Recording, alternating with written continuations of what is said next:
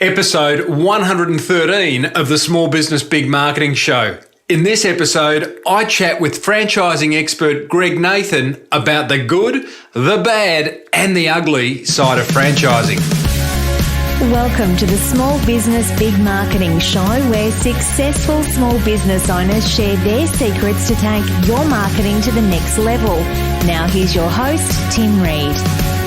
G'day everyone, and welcome back to episode 113 of Australia's #1 ranking marketing show. I'm your host, Timbo Reid. You are a motivated small business owner, in case you didn't know, and we are brought to you by the very good folk at Net Registry, who will help get your online marketing sorted across all sorts of areas. SEO, AdWords, websites, hosting, domains, you name it, guys. If you need to get yourself found online, I'd be tapping Net Registry on the shoulder right this very moment. Go to smallbusinessbigmarketing.com, click on the banner on the right-hand side where it says Net Registry, and it will be happy days forever after. Hey, got an interesting interview today. It's all about franchising, and it's probably a discussion I reckon this show should have had months ago because, there are a lot of small businesses in Australia and the world that are franchisers. So probably an overdue discussion, but I'm thinking it's going to be a pretty good one. More on that in a minute. It has been a busy time for me over the last few months, been doing a lot of speaking engagements and getting in front of hundreds and hundreds of small business owners. And every now and then, when you do speak to that many small businesses, you get a sense of what is floating their boat, is what's ringing their bell, and what isn't. Every now and then there's someone falling asleep in the back. I don't take that personally, but more often than not, it's those aha moments where people light up, come up afterwards, ask more questions, and you just know that that area of small business marketing is of interest to them. And I want to share some of those with you over the coming weeks.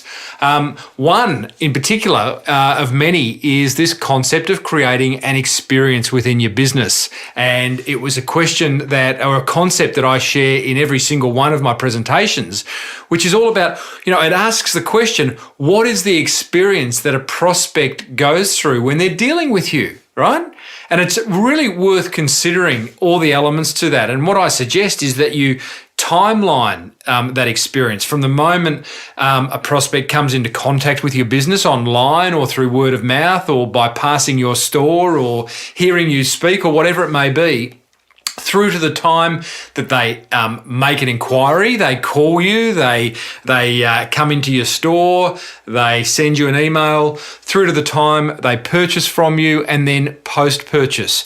And all the way along that timeline are little, what I would call moments of truth, where you, the business owner, the marketer, have an opportunity to make it a really good experience. So what I encourage you to do is map out that little experience timeline, if you like, and look at what those moments of truth are, where you can really add some value and help build that emotional connection between you and your prospect. Because as you know, if you've been a listener for a long time, when I talk about brand, I talk about that need to build an emotional attachment between you and your customer base. And creating a great brand experience is a great example of that. Just go and have a look at some of the brands you love and think about the experience they offer you when you're dealing with them. I think Boost Juice in Australia is a great example of an experience that starts the moment you walk into a shopping centre and see and hear and smell that Boost Juice shop, through to actually buying one and then walking around the shopping centre afterwards with your Boost Juice cup and seeing other people with that Boost Juice cup, being part of the tribe, and that whole thing's an experience. Apple offer a fantastic experience. Airlines offer a great experience. So guys, it's a marketing concept that is really worth understanding, and my challenge to you is to sit down and just timeline the experience that your business offers and ask yourself, how can you improve on it? Okay, hey, talked about Net Registry earlier. The other thing I would suggest you do is go to the Small Business bigmarketing.com blog, because I get so many listener questions that Net Registry are now helping me answer those questions. And if you go to the blog, you will find some listener questions there with some wonderfully in-depth answers from the online marketing experts at Net Registry. Now, Greg Nathan is a franchising expert. Greg used to be one of the leading, if not the leading, franchisees within the Brumby's bakery group within Australia. He owned 3 of their bakeries and was absolutely nailing it at the franchisee level. He is also the author of Profitable Partnerships, which is a book all about improving your franchising relationships and changing your life as a result. He sold 60,000 copies of that book, by the way. That is not insignificant. Greg is now Australia's leading industry consultant on franchising. He has a company called the Franchise Relationships Institute. And Greg and I met about 2 weeks ago at a workshop that we were both speaking at, and got to know him and thought, you know what, gee, I haven't had this discussion around franchising at all on Small Business Big Marketing. And I think it's time we did, because, you know, franchises, A, are small businesses, and B, they're intensified small businesses because they're already part of what I would say is a big brand. You know, that's why people buy into a franchise, because of the strength of the brand. They were attracted to that, the bakery brand or the juice brand or the printing brand or whatever that franchise group is about. So I think there is a lot to learn from franchising, and you know, it's just as applicable to any small business as it is to anyone listening who is already a franchisee or a franchisor. So I got talking to Greg, said, come on the show, let's have a chat about this whole franchising thing. You know, who should buy one, who shouldn't buy one, what are the franchising areas that are really booming in the world at the moment, some of the must-dos around franchising. So we cover a lot of ground in this interview. Hope you enjoy it. Pen and paper at the ready. There is lots of marketing gems just dripping from the ceiling of this interview. I hope you enjoy it. I'll see you on the other side. Greg Nathan, welcome to Small Business Big Marketing. Hi, Tim. A pleasure to be here. Well, it's a pleasure to have you, and it's actually a pleasure to be talking about something that we've not yet touched on after 112 or so interviews that I've done. We haven't talked about franchising, so I'm really keen, and I know many of our listeners will be keen to hear about it. So what I want to know, where I want to start, Greg, is who shouldn't buy a franchise? Ooh, that's a great question. Look, there's a bit of a myth out there that, and it is promoted by the franchising sector itself, that somehow the franchise system is going to make you successful. It's a bit like a motor car. You can buy a car, but you still got to learn to drive it, and you can still crash into poles and do yourself some damage. So I think anyone who's not prepared to do all the normal work that they would do in running a business shouldn't buy a franchise. It's still a business, and all the normal business principles apply. It's just got another layer of opportunity and complexity overlaid over the top of the normal business. So is it too simplistic to say, or is it too much of a generalisation to say, Greg, that there'd be a lot of people who go and buy a franchise thinking that it's all going to be done for them? Yeah. And this is one of the frustrations that franchisors talk to me about. And it's probably good if we establish up front, Tim, the roles of the franchisor and the franchisee. So if anyone's listening, they don't get confused, because it is common that people get them mixed up. So the franchisor is the person or the company that owns the brand and owns the intellectual property and the systems. Started the concept. Yeah, often they've started, or they may have even bought the concept off another company, but they own it. And their job is to make sure that the brand is protected and to expand that brand in as many relevant markets as possible. So they basically license out their intellectual property to small business owners. And the idea, and they would be the franchisee who's paying for the rights to use this intellectual property. And so they're the franchisee, and their job is to drive the business and to do justice to the brand.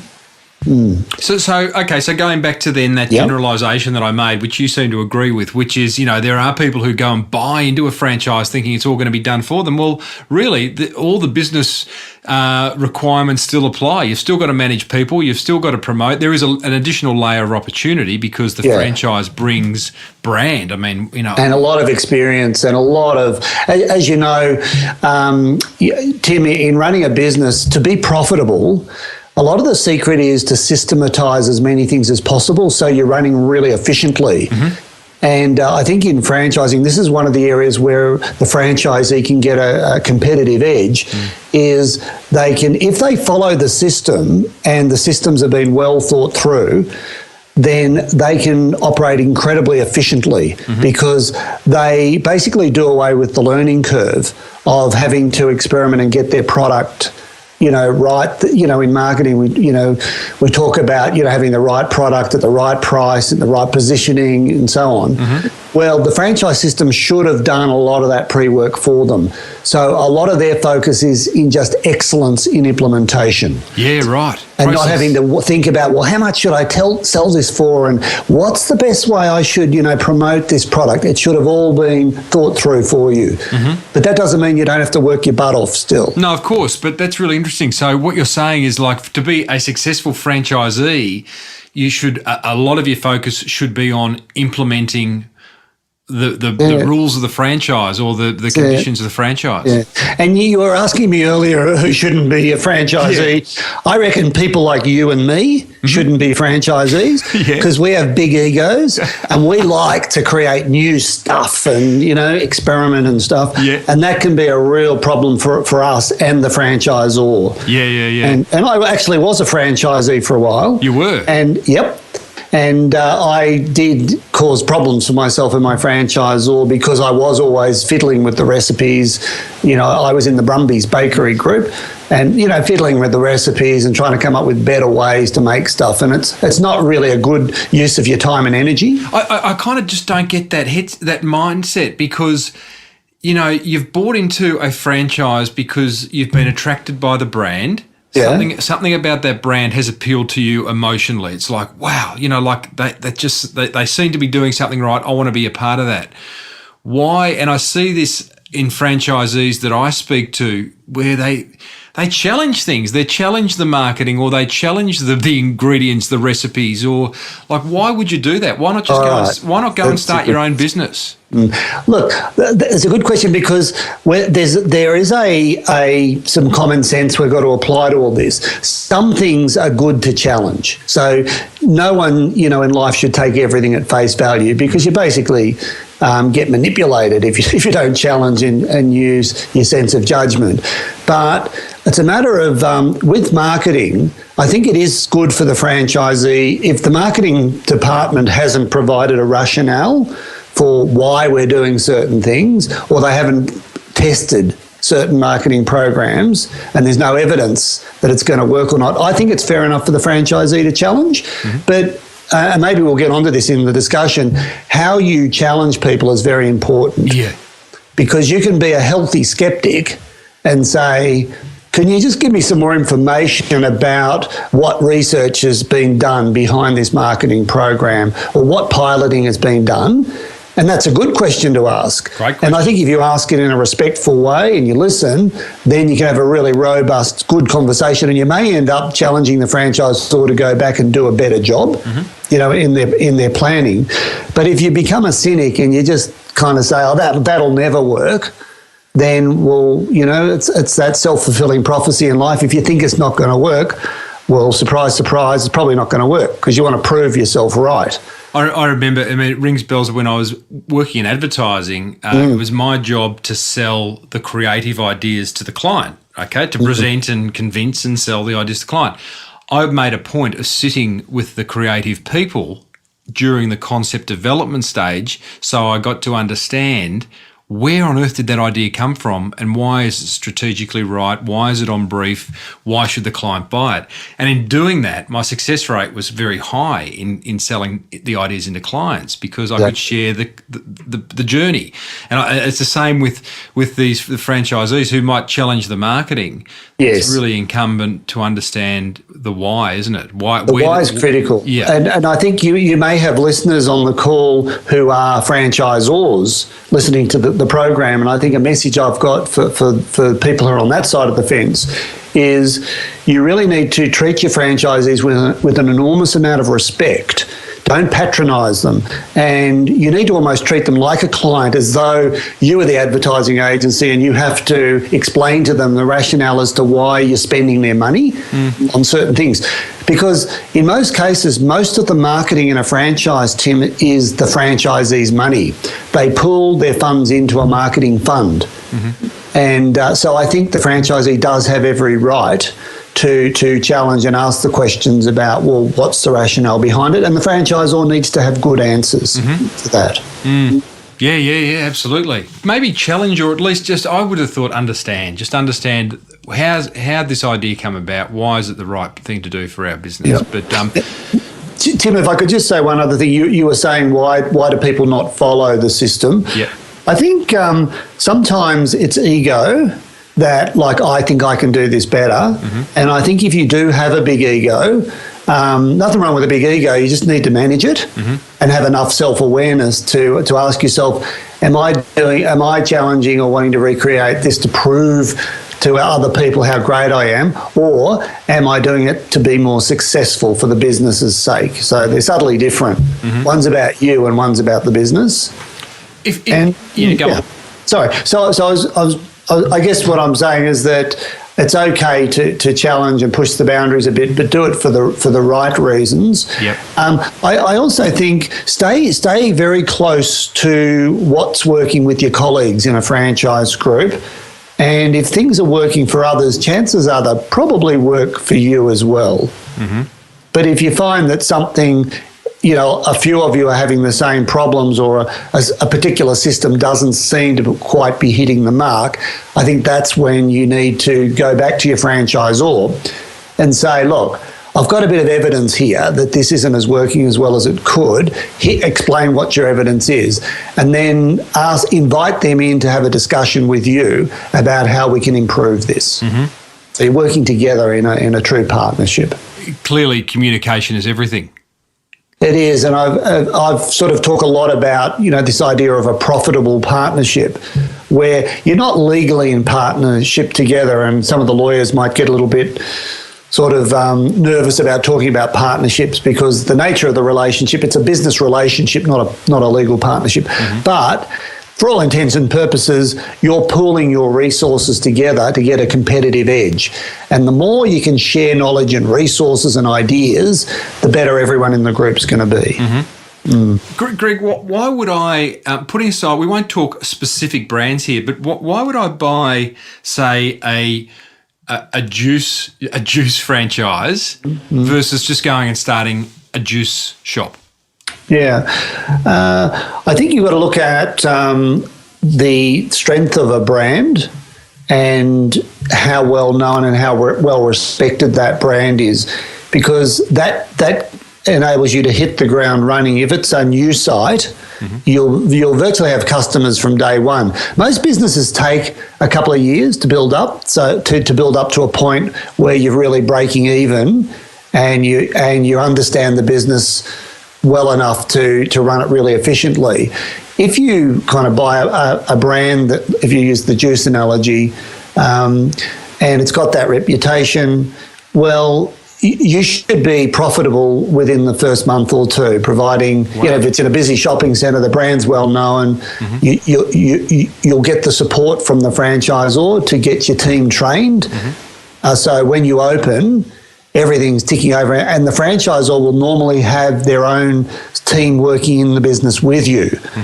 I was with a franchisor today, actually, and they devote a team to keep an eye on the franchisor for the franchisee for the first year of their business. Gee, now, it doesn't mean they're in there every week, but they're like a coach. that's available on call for the first year to make sure the franchisee has mastered all the essentials. So that can save you an incredible amount of money and heartache and upfront. Tell me, Greg, when you're deciding if there are people listening deciding to think, oh, you know what, I'm going to buy a franchise, do they need to look at franchises in which they have experience or passion or connections? There's a lot of franchises out there. How do you decide which one to buy? Well, look, what's really interesting is we do a lot of research across different brands.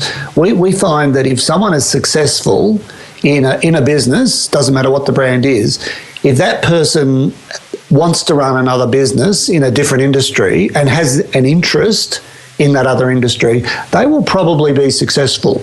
And in the latest study we've done, we've found that the biggest predictor of success, the most successful franchisees, is if they've run a successful franchise before in a different industry altogether. So I think there are certain business skills that are transferable across all businesses, like, people skills, business acumen, local area marketing, the stuff you talk a lot about. But it does help if you've got a genuine interest or what you called a passion for the product or the service. It helps an enormous amount. And in our latest research, we've discovered that franchisees who have a strong sense of what we call brand passion, and we define that is you feel proud to wear that brand, on your uniform. When you're at a barbecue and people say, "What do?" You don't just say, "I sell mortgages." You actually say, "I belong to such and such mortgage group, and it's fantastic. And you should look at this. And by the way, here's my business card." So they've got this passion for the product or the service. These people do significantly better, not only financially, but they have a better life. They enjoy themselves a lot more. And that counts for a lot. Yeah, absolutely. A lot of common sense here, isn't there? It's like you're talking about, we're having a dedicated discussion about franchises, but, this is it's applicable to any small business. Well, it's applicable to anything in life. If it's interesting, I was a research assistant at Monash Uni for many years, and, I used to wander down the corridors looking at people in white coats, in laboratories, looking at petri dishes. And if you were to wander up to one of these people and say, "What are you doing?" they would talk to you for hours about what they were doing with an incredible amount of enthusiasm. To someone else, it's like, why would you want to be poking, in a petri dish all day? So I think in any area of life, if you see meaning and purpose in what you're doing, you're going to be more successful at it, you're going to have more energy, and it's going to be a lot more fun. One of the things I hear a lot from franchisees just want to talk marketing specifically here. They do feel restricted by what they can and can't do, which, it's fair. You're buying into a brand and that someone's got to control that brand, and that's the franchisor. But there are things that franchisees can do at a marketing level. Do you just want to touch on that? Yeah, and I think just before we explain what they should and shouldn't do, it's good to understand why. That when you're talking about the brand and the brand recognition and the power of a brand, that's come about over many years often of investment. So if you look at the typical franchise, let's say you've got 100 franchisees and,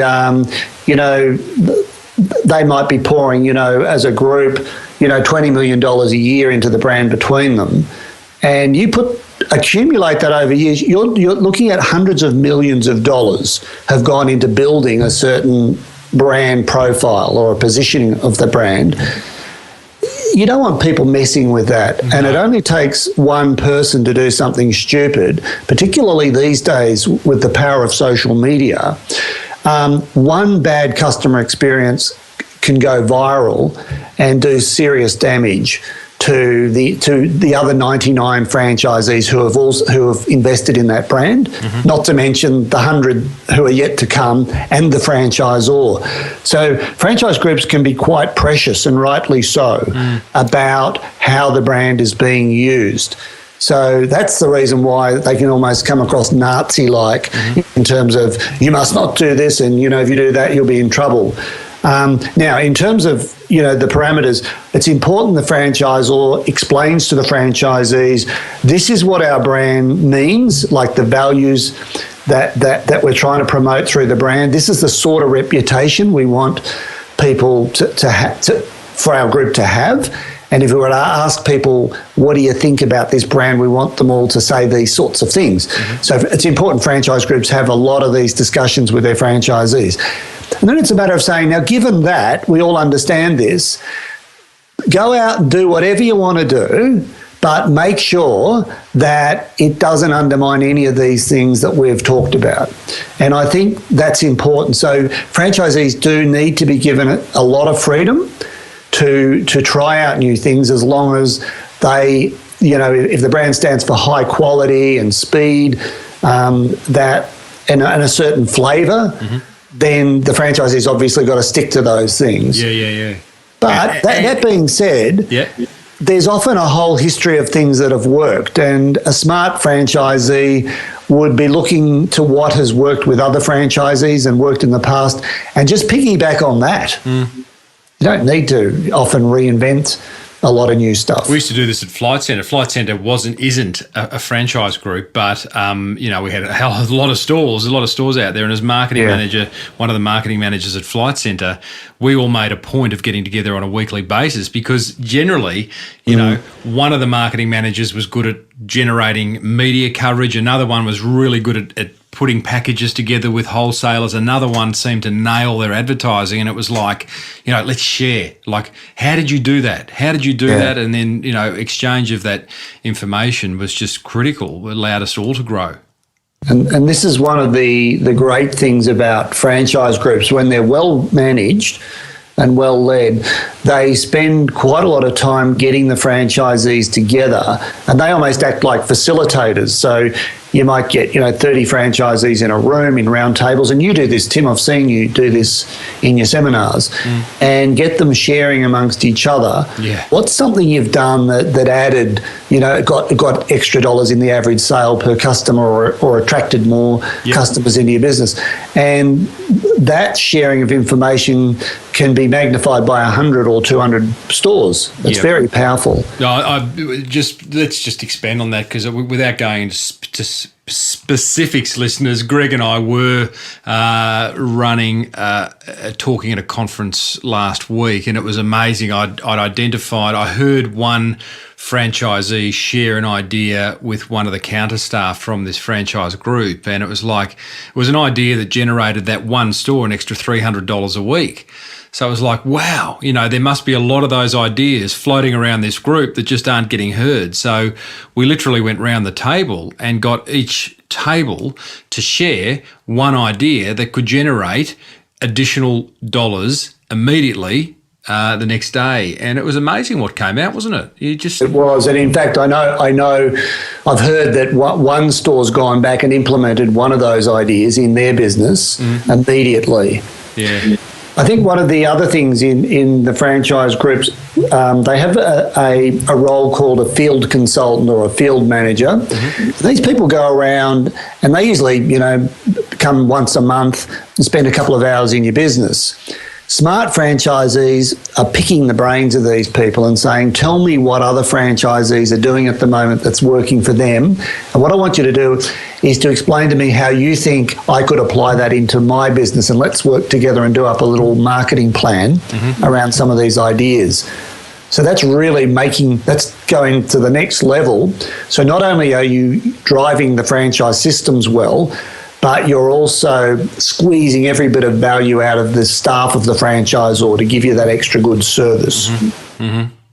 Greg, it's been a lovely, happy conversation up until now, but I'm guessing you've got some horror stories. I am guessing there are some stories deep down that would make any franchisee or franchisor squirm. Yeah. I think, Go on, share some. All right. Well, I think, I explained earlier, there's two roles, the franchisee and the franchisor, and the horror stories can come, from either. Yeah. And sometimes you get horror stories coming because the parties just clash together and produce something terrible. So let's start with the franchisor. Okay. I'm looking forward to this. All right. So if the franchisor is not mature enough in terms of their leadership ability, and leadership is all about getting other people to put goals and aspirations into practice. And so if you're turning off the franchisees against you rather than getting them on side, that can produce a lot of pain and disappointment for the whole group. Also, from the franchisor's point of view, if they may be well-intentioned and they may be quite charismatic in their leadership style, but if they're not doing thorough research before rolling out new initiatives, they can cause a lot of damage.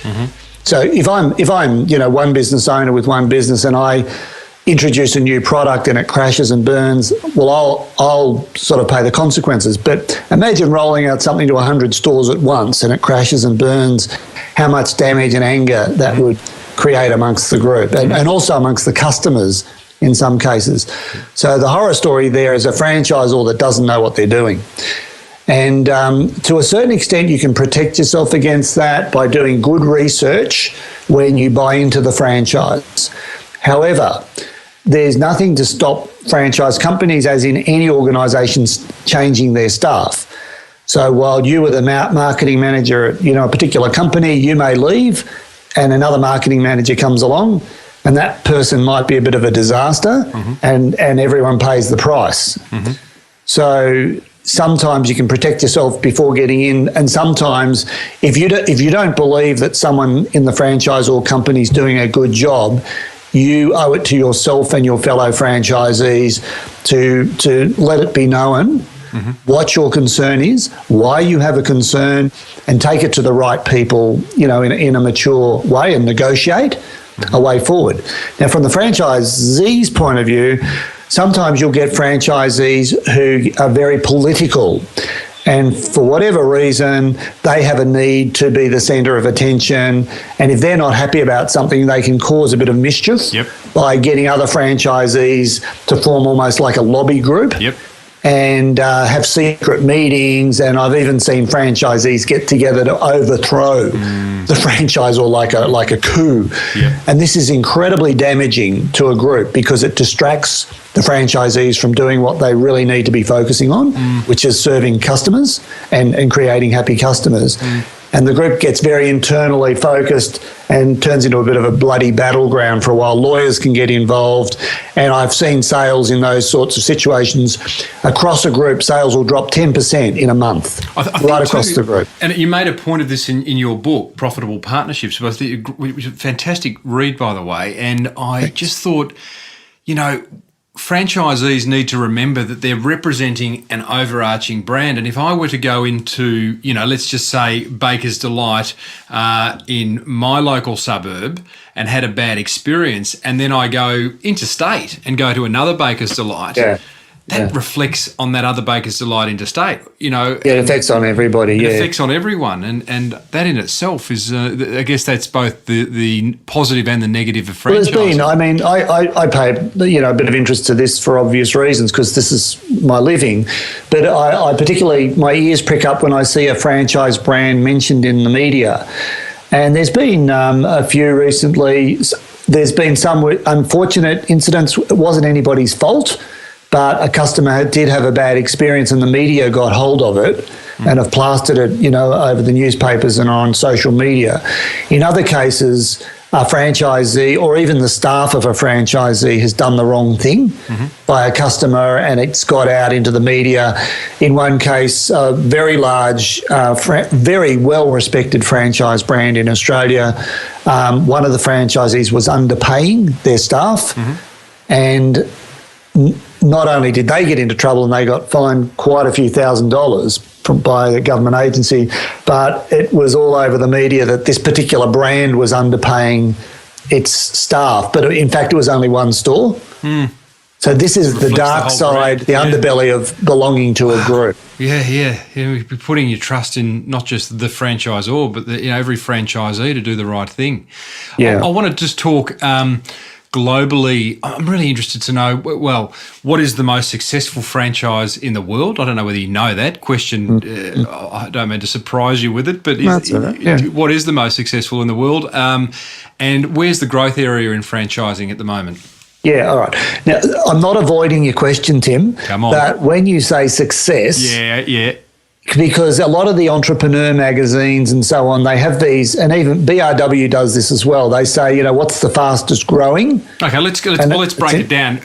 What's the franchise group that has the most franchisees in the world? Let's start there. Yeah, I think 7-Eleven really would be up there. Yep, they have a lot of, I don't know the actual number, but you're looking at tens of thousands of franchisees around the world. Mm-hmm. And Subway would be way up there as well, in terms of numbers of franchisees. Yeah. Okay, then what's another way of carving up that, answering that question? I would say, who's making the most money, and who's kind of in a sweet spot that they're still going to be around in three to 5 years. Good two questions. All very well to be a flash in the pan. Yep. And look, there's a few industries that are starting to emerge as quite strong growth industries. Aged care is, in America in particular, has emerged as a very strong growth industry. And there's many franchise groups who are doing very well in that space. It's starting to gain traction in Australia. Mm-hmm. So that would be one interesting area. Home services have, been a growth industry for the last 20 years, cleaning and dog washing and so on. And look, while you may not end up, being a millionaire in running a home services franchise, if you organise yourself well, and you follow your franchisor's guidelines, and you may bring on a couple of staff to help you, you can make a very good profit from some of those small businesses for a very small investment up front. So you might invest, 20 or 30 grand up front, and you're not just buying yourself a job, you are actually generating a good lifestyle for yourself and a very good, cash flow and a very good profit. I always thought gyms as a overarching franchise name has been quite an interesting case study in branding. For overseas listeners, gyms started off as Jim's Mowing. It was a garden maintenance service business, but there's now Jim's Dog Wash, Jim's Antennas, Jim's Bookkeeping. I mean, I think there's 10. It's got over 30 different different types of businesses. Wow. Yeah, and look, some of those businesses do very well. Some wouldn't do as well, and that's where you've got to do your homework. The most useful thing you can do if you're looking to buy into a franchise, talk to at least 12 franchisees and ask them. I mean, don't be afraid to ask the really blunt questions like, "Can you tell me how much money you're making, and how long did it take you to get to break even?" And knowing what you know now, would you do it again? And if not, why not? Yeah, great questions. Yeah. What's your favourite franchise, Greg? I don't answer that question. I'll tell you why. And you're in the business of helping lots. Yeah, this comes back to something we touched on earlier. Yeah. That the leadership of the franchise group makes all the difference. And I can give you like two franchise chains who are operating in the same industry, selling almost the same product, and one is blitzing it. Happy franchisees, profitable, happy customers, and the other is not going that well. And the reason inevitably is who's leading the group. Let me rephrase the question then and ask you, as a marketer, which franchise brand do you look at going, wow, they've done a really good job at creating a fantastically strong brand? Yeah, I think, like you mentioned Baker's Delight earlier, I think the Gillespies who founded that group have done a fantastic job at, they tick most of the boxes in terms of good culture, profitable business model, and they're constantly looking to reinvent how they're marketing themselves to the market, and they put a lot of emphasis on their local franchisees being local area marketing experts. Yeah, do they? Yeah, so, being the local hero in terms of the local bakery, getting involved, they have school children coming into the bakeries, doing tours, and they really do a nice job at connecting with the community at the local level. And I know that they're very passionate about preserving the profit margins of the franchisee. So that'd be an example of a group that's been going now for over 20, probably nearly 30 years, and have managed to continue to reinvent themselves and keep their business model fresh and profitable. I think the Boost Juice team have done a great job in, keeping their culture vibrant and keeping, their product fresh. And they've got a very clear idea of what their brand stands for, and they live it. Yeah, in terms of how they train their stores and so on. Look, there's some good brands in the mortgage broking industry. I think Smartline have done a good job. What's the weirdest franchise you've ever seen? The weirdest franchise.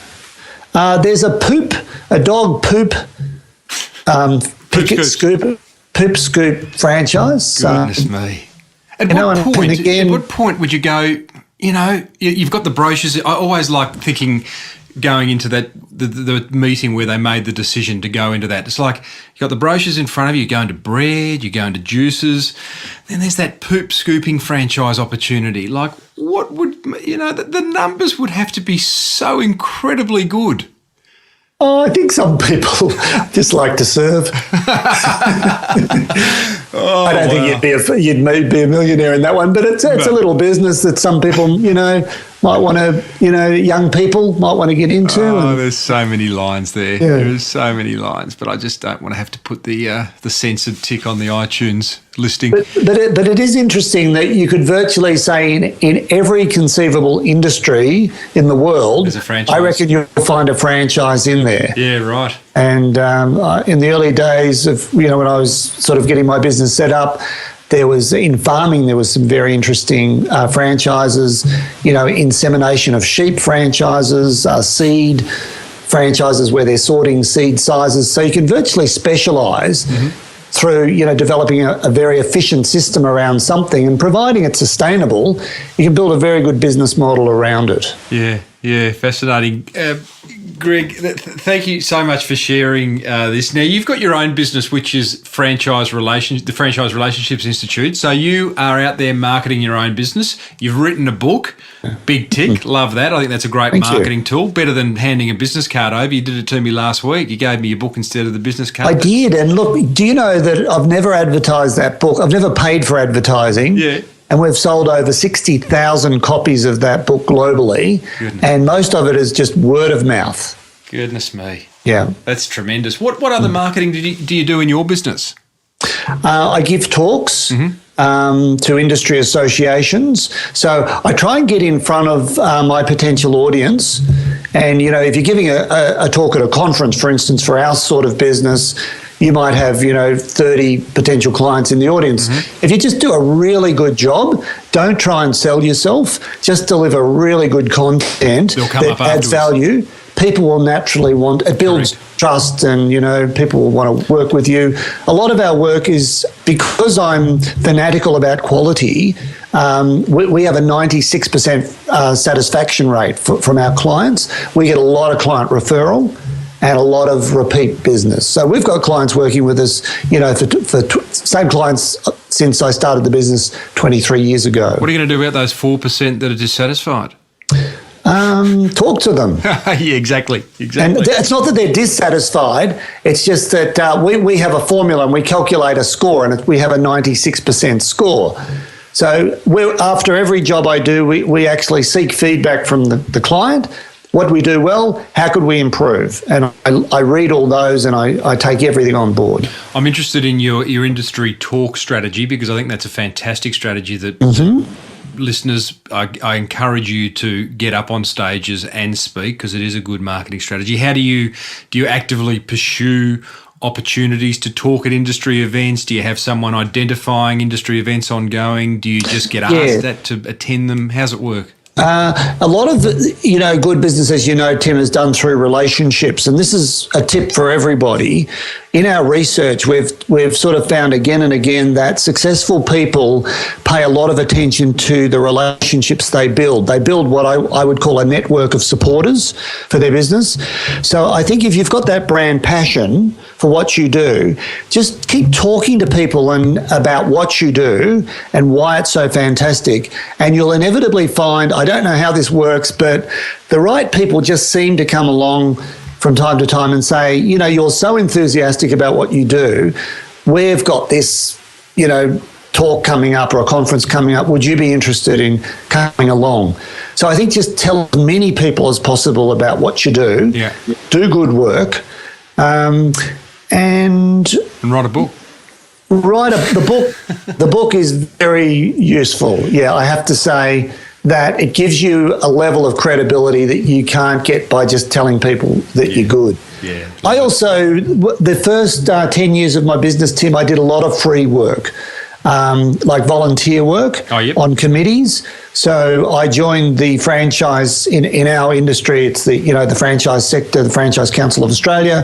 I joined committees. I spent a lot of time contributing my time. I actually organised conferences for them. Mm-hmm. And in organising the conference, often they'll say, oh, well, you should also have a spot as a speaker at the conference as well. Yeah. So it's a little bit of you help others and others will help you.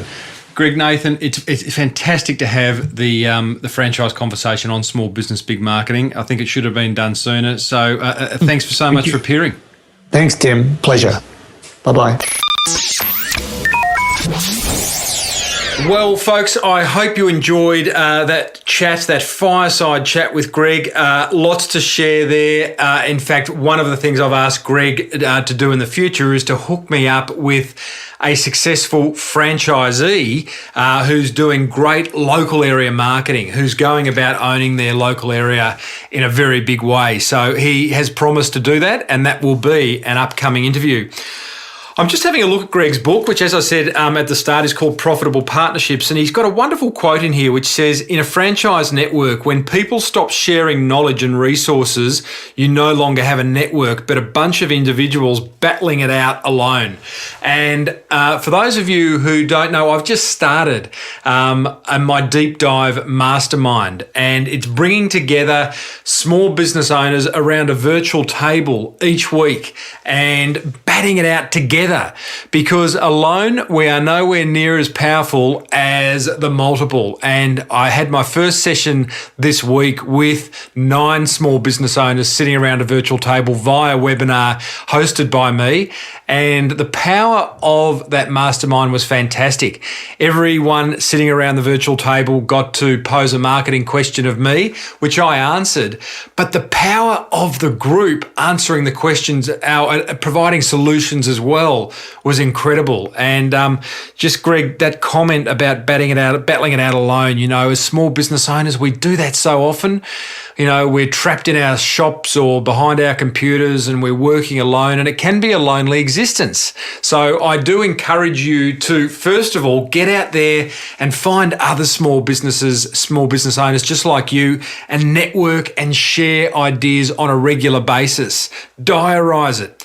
If you want to take it one step further, check out deepdivemastermind.com, because that is my mastermind group, and there is a waiting list now forming for the next one. I only ever take 10 at a time. There is a waiting list for the next one, which will open up in the new year in 2013. So look out for that. It is a great way of ensuring that you stay on marketing track.